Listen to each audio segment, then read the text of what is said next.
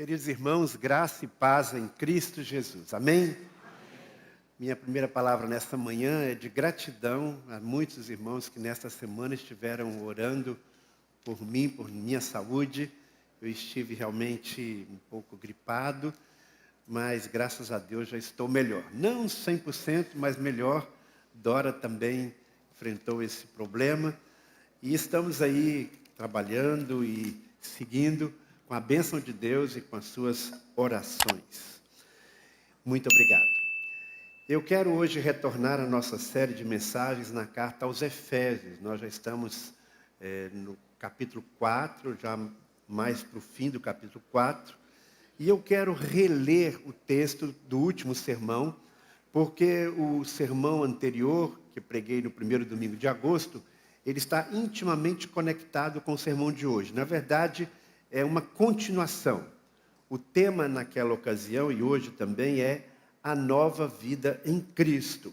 E a partir do versículo 17 do capítulo 4, nós temos, por assim dizer, as bases teológicas desta nova vida em Cristo e depois uma série de proposições extremamente práticas acerca de como devemos viver esta vida que Jesus nos dá. Então vamos reler aí o texto de Efésios capítulo 4, a partir do versículo 17. Você pode ler na sua Bíblia ou pode acompanhar o texto aqui na tela. Diz assim a palavra do Senhor: assim eu lhes digo, e no Senhor insisto, que não vivam mais como os gentios, que vivem na inutilidade dos seus pensamentos. Eles estão obscurecidos no entendimento e separados da vida de Deus por causa da ignorância em que estão, devido ao endurecimento do seu coração. Tendo perdido toda a sensibilidade, eles se entregaram à depravação, cometendo com avidez toda espécie de impureza. Todavia, não foi isso que vocês aprenderam de Cristo. De fato, vocês ouviram falar dele e nele foram ensinados de acordo com a verdade que está em Jesus. Quanto à antiga maneira de viver, vocês foram ensinados a despir-se do velho homem que se corrompe por desejos enganosos, a serem renovados no modo de pensar e a revestir-se do novo homem, criado para ser semelhante a Deus em justiça e em santidade, provenientes da verdade. Amém? No sermão anterior, procurei mostrar que a nova vida do cristão contrasta de uma maneira muito forte com a vida dos gentios, ou seja, aqueles que não são cristãos, não fazem parte do povo de Deus.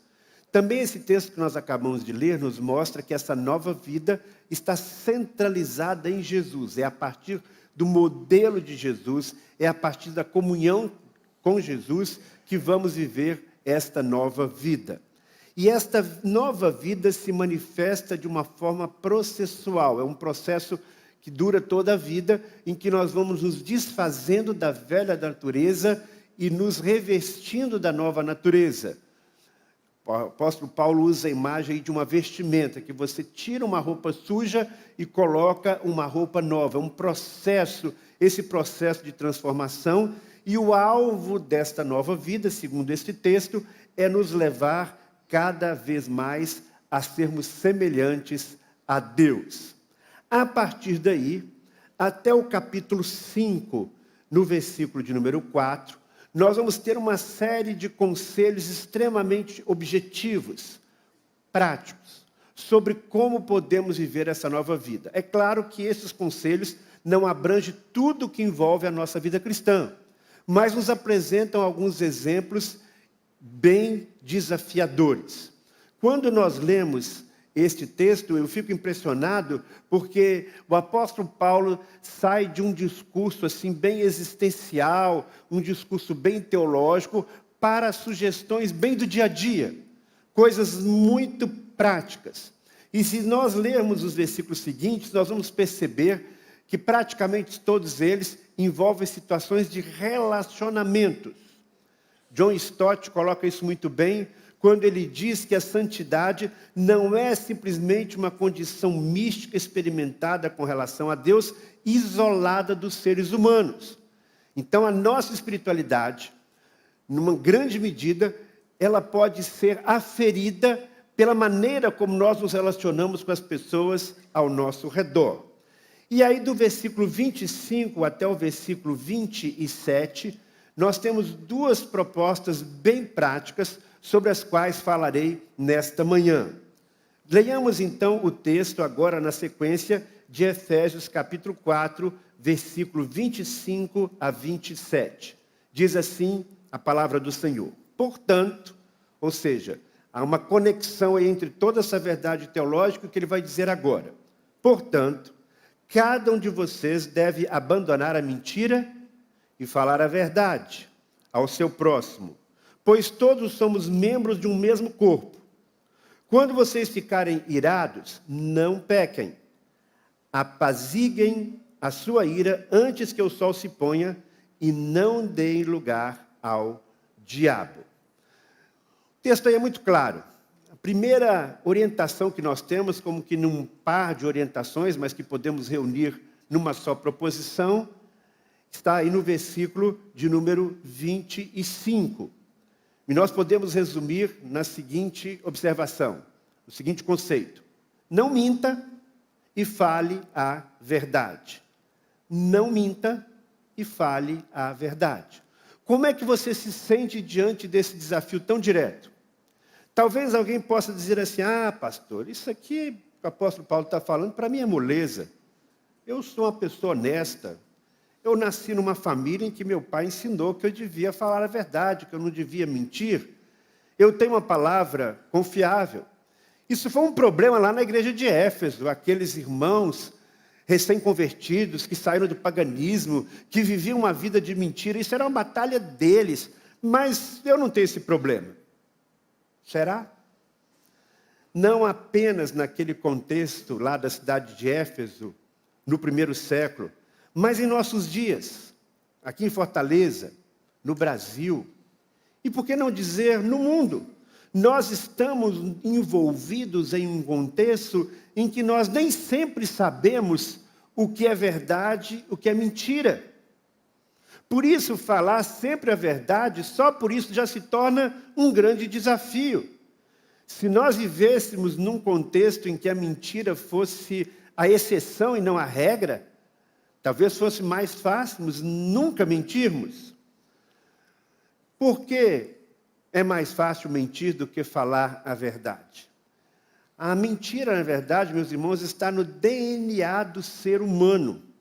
A mentira foi o fator preponderante para o afastamento do homem do seu Criador. Por meio da mentira é que o pecado entrou no mundo. Você não precisa ensinar o seu filho a mentir. Ele tem esta herança nata. Nem você, vovô e vovó, precisa ensinar o seu neto a mentir. Mesmo uma criança de 3, 4, 5 anos vai mentir. Você chega na sala, tem um vaso ali quebrado no chão, areia espalhada ao redor, e você olha para ele e pergunta o que aconteceu. E você falou para ele não mexer naquele vaso, e ele vai dizer, o vento derrubou, vovô. E você sabe que não está ventando naquele lugar. Por que ele faz isso? Você vai ensinar o seu filho isso? Não, porque ele quer se livrar da responsabilidade dos seus erros. Isso já está no cerne. Mentimos para fugir das consequências das nossas falas e de nossas ações.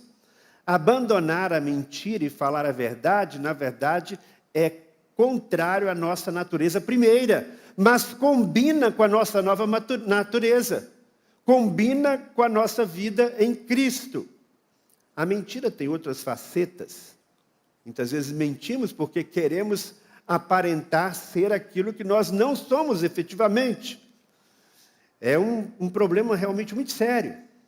Tem a ver com alguém que está na igreja, pode ser um adolescente, um jovem, até mesmo um adulto, que aqui faz toda a coreografia cristã, participa dos cultos, dos eventos, vai, quem sabe, até nas viagens missionárias, mas no seu dia a dia, na sexta-feira à noite, no sábado depois do AMP ou do culto jovem, ele está lá na balada, ele está lá envolvido com seus amigos, fazendo tudo aquilo que uma pessoa não cristã faz. Abandonar a mentira significa, então, deixar esta vida dupla, é ser autêntica, é ser uma pessoa autêntica, é não aparentar simplesmente ser uma pessoa que você não é. Aliás, esta é uma outra razão pela qual muitas vezes mentimos. Querer projetar uma imagem positiva que não corresponde à realidade total. Lembram-se de Ananias e Safira? Não foi esse o erro deles? Eles quiseram ter um prestígio na comunidade, dizendo, olha, aqui está o produto da venda do nosso terreno, estamos doando tudo aqui na igreja. E era mentira. E a consequência foi muito séria, porque a igreja estava nascendo ali naquele momento, e Deus precisava deixar muito claro o que era aceitável e o que era destrutivo. E a punição naquele contexto foi muito severa. Você sabe muito bem que Pedro declarou ali a morte de Ananias e Safira na mesma hora. Se fosse nos dias de hoje, eu não sei como é que seria. Talvez Pedro fosse preso, não é mesmo? Ou se isso continuasse acontecendo até os nossos dias, alguém que mentisse assim tão descaradamente para poder se apresentar mais do que é, talvez a gente tivesse que fazer enterro quase toda semana, não é, pastor? Não. Felizmente, aquilo aconteceu na igreja primitiva e não continua acontecendo hoje, mas tudo isso mostra a seriedade da mentira, o impacto da mentira na vida de uma pessoa e de uma comunidade. Muitas vezes, nós mentimos quase sem percebermos, por uma certa displicência, ou quem sabe até mesmo uma certa ingenuidade. Me parece que a mentira nos nossos dias, ela acontece menos pelo que falamos, menos pelo uso da nossa língua e mais pela maneira como nós usamos os nossos dedos. Quantas mentiras são passadas através do WhatsApp? Quantos artigos e textos e vídeos são repassados sem que a gente saiba se aquilo é realmente verdade ou não? São as famosas fake news, que às vezes passamos uma boa intenção porque achamos, nossa, isso aqui deve ser verdade mesmo. Esse vídeo aqui transmite uma mensagem com a qual eu concordo. Deve ser verdade, então eu vou passar adiante para alertar as pessoas.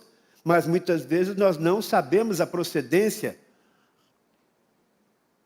E não é porque você concorda com um determinado texto, uma determinada fala, que você tenha que repassar aquilo como se fosse verdade, porque pode ser algo que não corresponda à realidade. Então, seja muito cauteloso. Percebe que às vezes a gente pode mentir sem ter consciência disso, sem ter o desejo explícito de enganar quem quer que seja. É difícil exagerarmos as consequências da mentira na dinâmica dos relacionamentos. Mentira que acontece muitas vezes quando exageramos os fatos, quando aumentamos aquilo que ouvimos. E o texto nos apresenta uma razão teológica para não mentirmos. Especialmente nesse contexto da igreja, ele diz, pois somos todos membros de um mesmo corpo. E como é que nós somos chamados a viver nesse corpo? Nós somos chamados a viver em unidade, a viver em união. Como pode haver unidade se não houver confiança? Isso é básico em qualquer relacionamento. Para você viver em unidade com seu cônjuge, para você viver em comunhão na sua família, a verdade tem que prevalecer. É horrível você escutar alguém falando alguma coisa, seja um amigo próximo, seja o seu cônjuge, seja um irmão na igreja, e você lá nos seus botões dizer, será que isso é verdade mesmo? Complicado. Se você não tem uma palavra confiável, não vai se estabelecer um relacionamento de profunda confiança.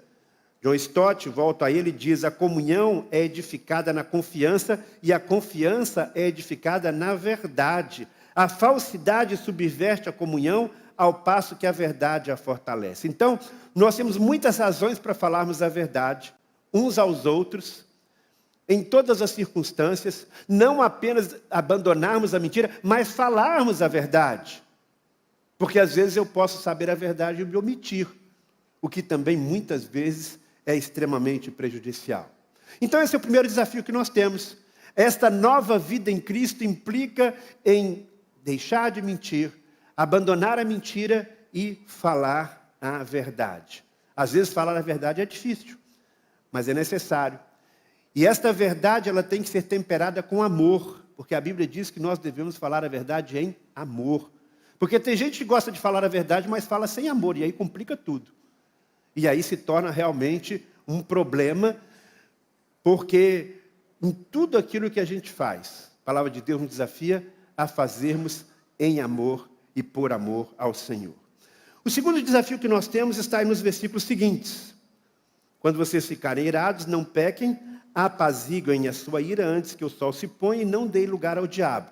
Resumindo tudo isso, eu diria, administre a ira. O que deixa você irado? Talvez alguém possa dizer assim, pastor, nada me deixa irado. Nunca me iro. Bem, se você disser isso, você já acabou de cometer o primeiro erro que eu falei hoje. Você está mentindo, né? Ou então você já morreu e não sabe. Por quê? Porque nós vivemos num mundo que tem tanta coisa errada e estamos sujeitos a tantos perrengues que se você nunca ficar irado, tem alguma coisa muito séria acontecendo com você. E a pergunta é, será que é errado? Será que é pecado ficar irado? Afinal de contas, o que é a ira? A ira, na verdade, meus irmãos, é uma emoção. E as emoções em si mesmas, elas não são boas ou ruins por si mesmo. O medo, a alegria, a tristeza, o nojo, a raiva, são sentimentos que fazem parte de nossa humanidade e são, por assim dizer, emoções legítimas. Eu até diria que, numa certa medida, nós não temos o controle total sobre essas emoções. O que precisamos é identificar o que provoca estas emoções e aprender a administrá-las de uma forma adequada. Imagine você estar numa festa, distraído, e de repente você esbarra num garçom, e o garçom está ali com aquela bandeja cheia de refrigerantes, de bebidas, e ele cai em cima de uma mulher e suja o vestido dela todo, e ela fica furiosa e parte não para cima do garçom, mas para cima de você, e você é um desastrado, saia dessa festa, eu sei que você está aqui. Imagina, faz aquele barraco. Como é que você vai se sentir? Você vai ficar calmo, tranquilo, impassível, ou lá por dentro você vai ficar envergonhado ou muito chateado com ela?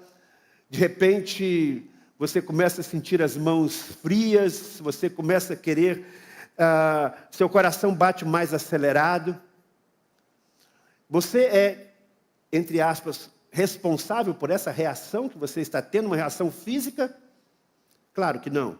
Você está numa quadra, vamos imaginar que você esteja jogando basquete, que seja mais fácil isso, né? Seu time está perdendo e você tenta fazer, cada vez que você tenta fazer um arremesso, mais longe da cesta você joga. Todas as vezes que você pega a bola, agora você começa a ser vaiado. E você vai ficando nervoso, e você vai bufando de raiva, até que você resolve, numa raiva, pisar no pé do adversário. E ele vai para cima de você. Seu rosto vai ficando cada vez mais vermelho. Você tem como controlar toda essa situação? Uma situação mais séria. Você começa a desconfiar do comportamento do seu cônjuge. De repente, ele que era muito largado, está se arrumando todo, está se perfumando, está trabalhando até mais tarde. Um dia você resolve fazer uma surpresa e vai lá no escritório dele. E para sua surpresa, quando você chega lá, você o encontra abraçando e beijando a secretária. Que tipo de reação você vai ter? A ira, meus irmãos, é uma reação natural diante de uma situação difícil. A ira nem sempre é pecaminosa. Por isso o apóstolo Paulo diz, quando vocês ficarem irados, não pequem. Numa outra tradução, irai-vos e não pequeis. Ou seja, entre a ira, esse sentimento e esta reação física, e o pecado, existe uma distância. Existe um espaço para que você possa tomar algumas decisões. Por isso que a Bíblia diz que você não precisa necessariamente manifestar a sua ira de uma forma inadequada. Por isso que a Bíblia diz lá em Provérbios capítulo 16, 32, o seguinte: melhor é o longânimo do que o herói de guerra, e o que domina o seu espírito do que toma uma cidade. Você é aquele tipo que tem perdido a calma por toda e qualquer situação? Vive gritando de forma irracional com seus filhos, batendo neles com raiva? Deixa o seu cônjuge trêmulo de constrangimento ou envergonhado com palavras ameaçadoras? Se pega buzinando o tempo todo quando o trânsito está engarrafado? Alguma festa que você foi já foi arruinada porque você de repente perdeu a paciência e brigou com meio mundo? Você deixou que uma conversa trivial com seu cônjuge de repente fosse aumentando o tom cada vez mais e terminou com uma discussão aos berros sem chegar a lugar nenhum? O que determina esse tipo de comportamento? Por que algumas pessoas parecem que têm um estopim tão curto?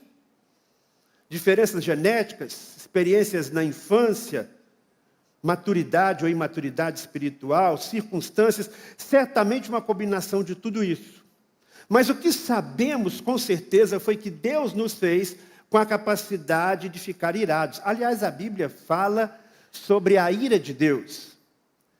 E texto após texto, no Velho Testamento especialmente, nós vemos essa expressão que a ira de Deus se acendeu. Mas como? Em que circunstâncias? Contra o pecado, contra a rebeldia, contra o mal, contra a injustiça. No Salmo 30, versículo 50, nós lemos que não passa de um momento a sua ira, referindo-se a Deus, mas o seu favor dura a vida inteira. Ao mesmo tempo que o salmista está se alegrando e expressando que existe uma bondade de Deus que vai prevalecer, mas não nega que existe uma ira de Deus intensa e real, e como nós somos criados à sua imagem e semelhança, é certo que devemos experimentar esses sentimentos. Mas esta ira de Deus é diferente da manifestação da ira que muitas vezes nós temos. O que eu quero destacar aqui é se o próprio Deus se ira, nem sempre esta emoção é ruim e pecaminosa. Nem sempre ela nos leva a um comportamento necessariamente pecaminoso. Podemos dizer com toda segurança que há uma ira pecaminosa e uma ira santa ou uma ira justa. Nós vemos isso na experiência de Jesus, que é o nosso modelo. No confronto com os escribas, com os fariseus, eles estavam ali prontos a pegar Jesus, a prejudicá-lo, a provocá-lo. E num dia, por exemplo, que ele decide que vai curar uma pessoa no sábado, eles começam a questioná-lo, olhar para ele com indignação, e a Bíblia diz claramente, segundo o registro de Marcos, que ele ficou irado com aqueles homens e ao mesmo tempo entristecido com a dureza dos seus corações. Quando Jesus expulsou os vendilhões do templo, que tipo de sentimento havia no coração de Jesus? Não era um sentimento de indignação, uma ira justa porque estavam transformando aquele lugar de oração em um shopping center? Podemos ter esse mesmo tipo de experiência que Jesus teve quando percebemos o mal prevalecendo, quando percebemos uma injustiça. Muitos empreendimentos maravilhosos no mundo que honram a Deus, verificados na história, nasceram de uma justa indignação.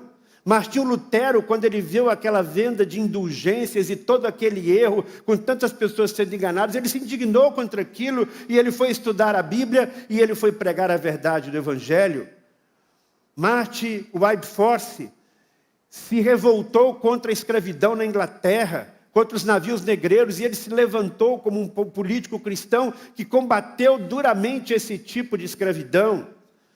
Martin Luther King se indignou com as situações de racismo ao seu redor e lutou pelos direitos civis na América. Então existe uma série de situações que deveriam provocar no nosso coração indignação, e talvez isso já tenha acontecido em algum momento da sua vida. Eu me lembro que quando eu era adolescente, Eu estava lá voltando da escola um dia e na rua onde eu passava havia uma feira livre. Naquele tempo as feiras eram muito precárias. Não havia nem mesmo uma banquinha arrumadinha onde as pessoas colocavam as coisas. Os produtos que vinham lá da fazenda, dos diversos lugares, eram colocados no chão mesmo. E a pessoa passava ali, se abaixava e comprava o que queria. E eu nunca me esqueço de um dia quando eu estava voltando da escola e passando nesta feira e de repente um senhor tinha lá algumas bananas, apenas bananas, era o que ele podia vender, era o que ele tinha para vender. E veio alguém com o carro e passou em cima de todas as bananas que ele estava vendendo. E ele gritou e protestou e a pessoa olhou para ele e foi adiante sem dar a menor atenção. Eu me lembro que me subiu uma raiva, me subiu indignação.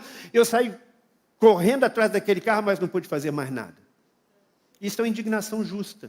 Diante de uma situação de maus tratos, em que você inflige para o outro um sofrimento muito grande. Esta é a ira também de Deus. Quando Ele vê pessoas sendo machucadas, quando Ele vê um esposo sendo agressivo com a sua esposa, quando Ele vê uma situação de abuso sexual, quando Ele vê pessoas sendo torturadas, quando Ele vê um governo que oprime. Então, todas essas situações, elas trazem ao coração de Deus uma situação de ira justa, e nós devemos compartilhar destes sentimentos também.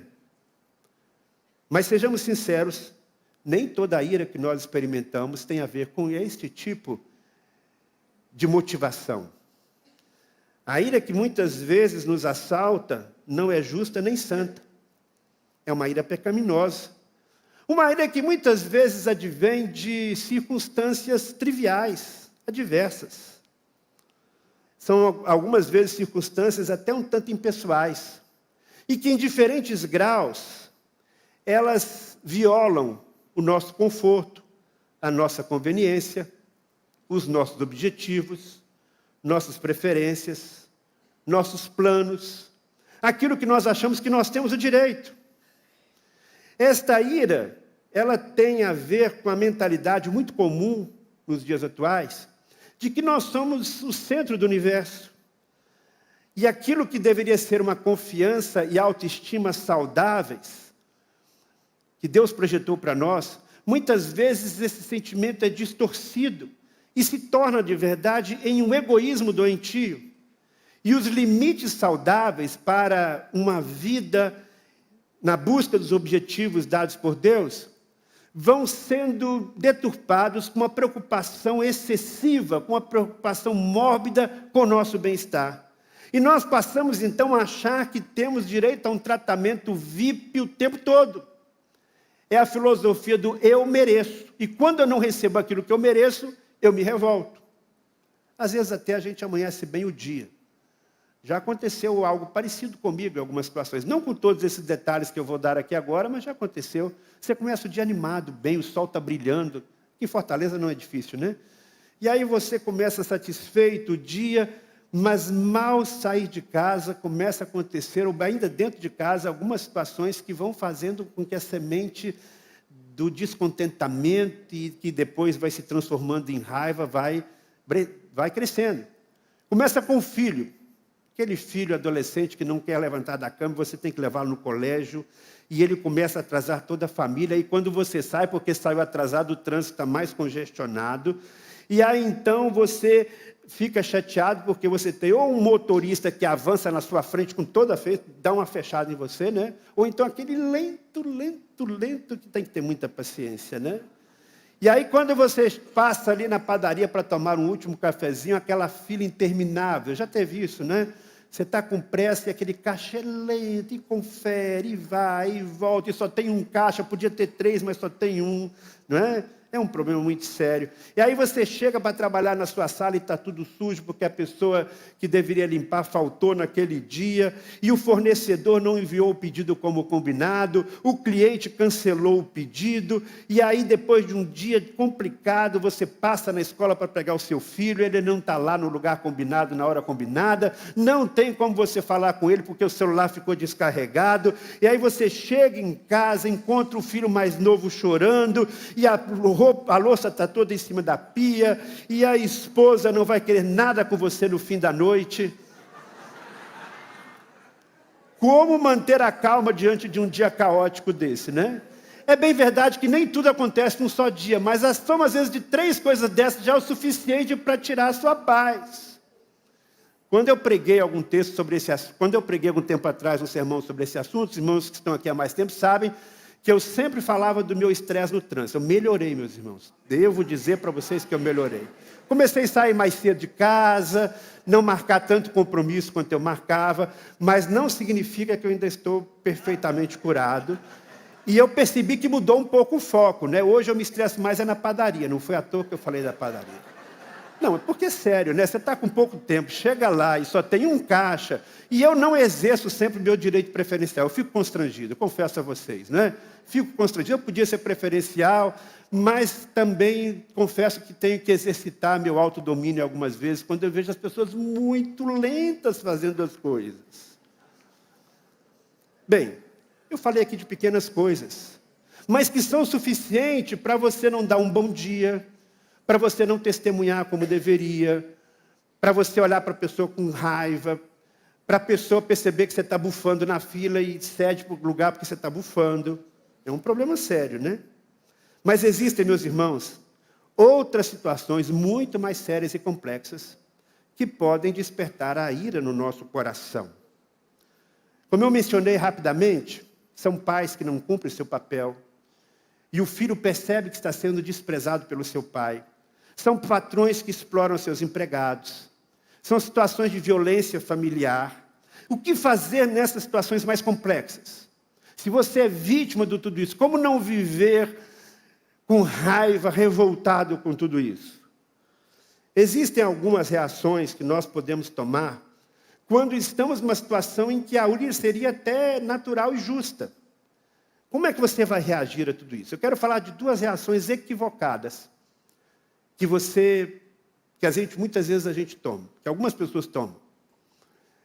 E pode ser que você escolha um caminho ou outro. A primeira reação equivocada é reprimir a ira. Não é que é isso, pastor? É. Porque tem gente que engole tudo. E os que engolem tudo, às vezes até têm dificuldade de admitir que estão com raiva, mas estão com raiva. Eles não tiveram, quem sabe, quando criança, a permissão para expressar essa ira, porque se expressassem, iam tomar mais pancada ainda. Eles acreditam que esses maus sentimentos, ou que esse sentimento tão pesado, se ele for abafado, ele vai desaparecer por si só. Mas só que isso não é verdade. Enterrar a ira é como você pegar um material radioativo, um material tóxico, e colocar num determinado lugar, para fora da cidade. E depois de algum tempo você percebe que a água da cidade está toda contaminada. Por quê? Porque vazou material radioativo ali daquele lugar. E muita gente fica doente porque não tem como esconder isso e guardar isso em um lugar adequado. A ira reprimida vaza. E quando isso acontece, envenena o nosso corpo, a nossa mente, os nossos relacionamentos. A ira envenena o nosso corpo de tal forma que muitas vezes vem aquelas dores de cabeça sem diagnóstico, problemas estomacais, distúrbio de sono e muitos outros sintomas físicos. Eu não estou dizendo que se você tem esses problemas, necessariamente é porque você está guardando a ira, mas eu quero dizer que a ira guardada, frequentemente, reflete em sua saúde. Ela envenena não apenas o nosso corpo, mas a nossa mente, e faz a pessoa agir com cinismo, afeta a sua autoestima e traz desesperança e até mesmo de depressão.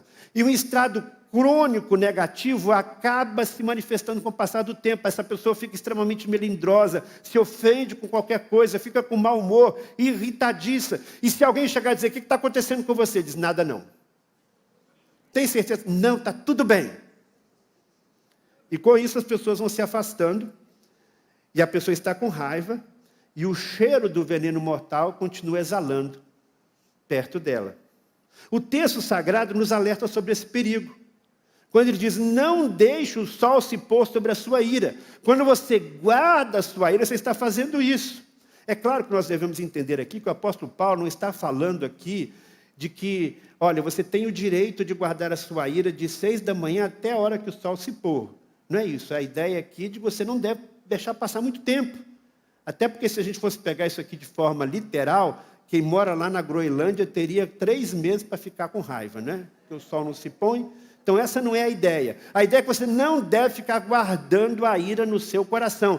Porque ou ela vai se voltar contra você mesmo, através de doenças psicossomáticas, de outros problemas, ou você vai guardar um outro sentimento que é muito complicado, que é o sentimento da vingança. Não sei fazer agora, mas um dia você me paga. É aquele menino, aquele adolescente que diz, no dia que eu crescer, eu me vingo do meu pai. Eu me vingo da minha mãe. Deixa só eu sair de casa. A intenção do apóstolo Paulo aqui é advertir-nos contra ficar acalentando a ira, guardando a mágoa. Porque quando nós fazemos isso, o texto diz a sequência, na verdade, nós estamos fazendo o jogo do diabo. Ele diz, não dê lugar ao diabo. Então, quando nós guardamos a ira, quando nós reprimimos a ira, ou nos preparamos para uma vingança, aguardando essa ira, nós estamos fazendo o jogo do diabo. Nós estamos quebrando relacionamentos e no contexto da família e da igreja nós estamos quebrando a comunhão. E é isso que o diabo gosta. Por outro lado, existe a outra reação igualmente equivocada, que é dar vazão à ira, que é dar expansão à ira. É a turma do bateu, levou. Não leva o desaforo para casa. Aqueles que jogam nesse time não estão dispostos a permitir que a ira reprimida prejudique a sua saúde. Se eles tiverem de bater a porta, eles vão bater a porta. Se eles tiverem de chutar o cachorro e xingar o melhor amigo, eles vão fazer isso. Ou até mesmo com Deus, eles extravasam essa ira. E as consequências disso são muito catastróficas. Eles vão passando e deixando muita gente magoada pelo caminho, até quem não tinha a ver com o problema. Uma simples discussão no trânsito, por um acidente insignificante, pode virar um conflito tão grande que gera até morte. Uma pessoa que não se acalma é capaz de provocar mal, não apenas para si, para uma outra vítima, mas para todo o ambiente ao seu redor. É o que diz lá o autor de Provérbios, no capítulo 22, versículos 24 e 25. Não se associe com quem vive de mau humor, nem ande em companhia de quem facilmente se ira. Do contrário, você acabará imitando essa conduta e cairá em armadilha mortal. Então é difícil viver com uma pessoa que o tempo todo está irada. Bem, se eu não vou reprimir, se eu não vou engolir e não vou explodir, o que eu faço então? Tem alternativa. Com a bênção de Deus, cultivando a comunhão com Deus, porque o autocontrole é um fruto do Espírito Santo, o autodomínio, você vai primeiro parar e pensar, por que eu estou indignado com essa situação? Às vezes o motivo é óbvio, houve uma ofensa violenta ali, algo. Outras vezes é uma coisa mais sutil. Você tem que parar e pensar, por que eu estou com esse sentimento no meu coração? Pode ser que haja um outro sentimento por trás que gerou aquela revolta. Lembra-se de Caim e Abel? Primeiro ele sentiu inveja do seu irmão. E por causa da inveja, ele começou a se comparar com seu irmão e sentiu ódio. Um ódio mortal, ficou com raiva. E quando ele está arquitetando alguma coisa, lutando com esses sentimentos, o que é que Deus faz? Deus chega para Caim e pergunta, Caim, por que você está com essa cara? Por que seu semblante decaiu? Por que você está com tanta raiva no seu coração? Lembra de Jonas? Jonas pregou lá o evangelho, pregou a mensagem de Deus na cidade de Nínive, e ele disse, olha, Deus vai destruir a cidade, Deus vai destruir a cidade, vocês não têm jeito para vocês, a mensagem é condenação. Só que o povo teve uma reação inesperada. Ele se converteu, se voltou para Deus, e o prestígio de Jonas foi lá para o buraco. E ele ficou com raiva, porque ele ficou um profeta desprestigiado, disse que vinha morte, condenação, e veio arrependimento e salvação. Ele ficou com muita raiva. E aí ele vai lá para debaixo lá e Deus quer dar uma lição nele, seca o lugar onde seria a sombrinha dele e ele fica com raiva. E Deus faz essa mesma pergunta para ele, por que você está com raiva, Jonas? São muitas as razões pelas quais nós podemos ficar com raiva e algumas delas não têm nada a ver com santidade. Por isso, a primeira pergunta que, quando você estiver muito irritado, muita raiva de uma situação ou de alguém é, por que eu estou me sentindo assim? Que valores estão sendo quebrados? Ou será que isso não é fruto apenas da minha pecaminosidade? Quando envolver um relacionamento com uma outra pessoa, você deve procurar, então, depois que identificou qual é a causa, dialogar, expor os seus sentimentos. Ah, pastor, isso é muito difícil. É difícil, sim. Eu digo para vocês que é difícil. Mesmo quando você já tem todo esse treinamento, todo esse conceito na mente, às vezes não é fácil. Um dia desse eu tive um aborrecimento maior com a minha esposa. Né? E aí eu fiquei com aquele negócio ali. Graças a Deus não demorou umas 4, 5 horas não. Mas durante aquela 1h30 que eu fiquei com aquele negócio que eu sentia que eu tinha que falar, mas não conseguia falar, foi horrível. Até que finalmente eu falei, olha, quando você fez isso assim hoje, eu me senti assim. Eu estou calado aqui por causa disso. Né? O desafio é um diálogo franco, honesto. É chegar para a pessoa ao seu redor, especialmente se é um parente, um amigo, uma pessoa com quem você precisa conviver, e dizer assim, olha, você agiu assim e eu me entristeci. Eu peço que você não repita isso. Ou quando você faz isso, eu me sinto menosprezado. Quando você diz isso, eu me sinto agredido. Peço que você não haja mais assim. É fácil fazer isso? É fácil falar aqui, mas não é muito fácil fazer isso. Mas, quando você tiver um desafio difícil, que envolve vida cristã e propósito de Deus, lembre-se daquela palavra das Escrituras. Tudo posso naquele que me fortalece. E esse tudo não é tudo que você quer, é tudo que Deus tem para a sua vida, para você fazer de forma correta. E se você disser isso para a pessoa, e a pessoa começar com uma série de justificativas, releve, perdoe e vá em frente. E se você é aquele que está ouvindo esta declaração, essa confissão difícil, não fique também na defensiva, não fique se justificando, simplesmente diga, tá bom, eu peço perdão e vou me esforçar para agir de forma diferente. 2 atitudes práticas, então, que a palavra de Deus nos traz para vivermos essa nova vida. Não minta e fale a verdade. Segunda atitude que demonstra a sua nova vida em Cristo. Administre a raiva. Verifique se essa raiva é justa ou é pecaminosa. Decida não reprimir e nem explodir. Analise, dialogue, perdoe. Com a graça de Deus sobre a nossa vida, isto é possível. Que Deus nos abençoe. Amém. Vamos orar? Pai do céu, muito obrigado. Porque nós temos desafios tremendos para vivermos esta vida em Cristo. Mas, ao mesmo tempo, temos um poder maravilhoso, que é o poder de Jesus, que é o poder do Teu Santo Espírito. Ajuda-nos a desejar fazer a Tua vontade. Dá-nos clareza sobre como devemos agir em cada circunstância da nossa vida, que requer que falemos a verdade, que requer que possamos reagir com calma, com serenidade, para demonstrar a Tua presença em nossa vida. Que assim haja harmonia nos lares, que assim haja harmonia na igreja, que onde quer que estejamos, nas situações mais adversas, possamos mostrar a diferença que Cristo efetivamente faz em nossas vidas. É o que eu te peço para a minha vida e para a vida dos meus irmãos. Em nome de Jesus. Amém.